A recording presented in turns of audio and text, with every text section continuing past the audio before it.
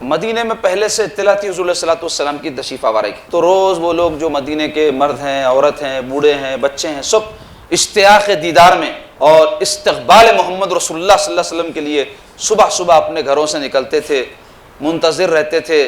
اور جب دھوپ تیز ہو جاتی تو اپنے اپنے گھروں کو چلے جاتے تھے۔ جو جس دن رسول پاک علیہ الصلوۃ والسلام بعض روایتوں میں 12 ربیع الاول شریف کے دن داخل ہوئے۔ تاریخوں میں اختلاف بھی ہے کیونکہ اس زمانے میں تاریخیں وغیرہ رکھنے کا طریقہ نہیں تھا۔ یہ جو ہجری سن ہے نا 1443 44 45 جو بھی اب آگے آتے جائیں گا، تو یہ جو